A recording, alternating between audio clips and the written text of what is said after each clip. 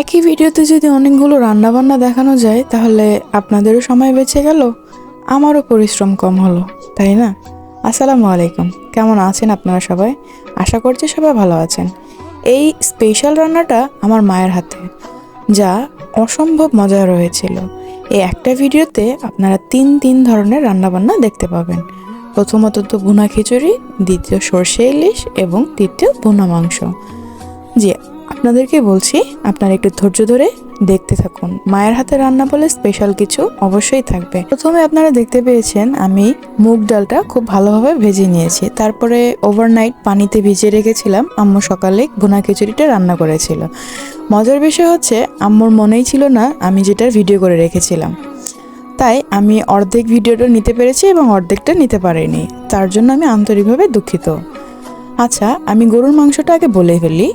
সুন্দরভাবে গরুর মাংসগুলোকে ধুয়ে টমেটোর পেস্ট করেছিল, তার সাথে পেঁয়াজ বাটাও ছিল।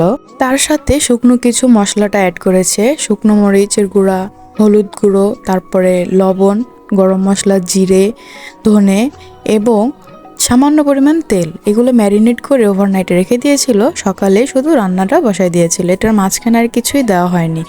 সামান্য পরিমাণ পানি দিয়ে আম্মু এই রান্নাটা করেছে, মারাত্মক হয়েছে খেতে, এটা রেজালা টাইপ হয়ে গেছে। যাই হোক, এবার আসি সর্ষে ইলিশে। সর্ষে ইলিশের যে পেস্টটা আপনারা দেখতে পেয়েছেন, সেখানে পেঁয়াজ, রসুন, কাঁচামরিচ এবং সরিষে দিয়ে ভালোভাবে পেস্ট করে নিয়েছিল।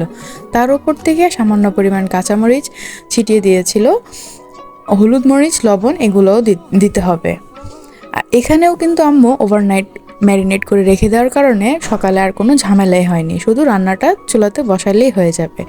তো অনেক মজাদার একটা রান্না আপনাদের সাথে শেয়ার করলাম। খিচুড়িটার ভিডিও আমি আসলে নিতে পারিনি, সকালবেলা আমি ঘুম থেকে উঠে দেখি আম্মু রান্না করে ফেলছে, বাট সবগুলো রান্না দুর্দান্ত হয়েছে খেতে।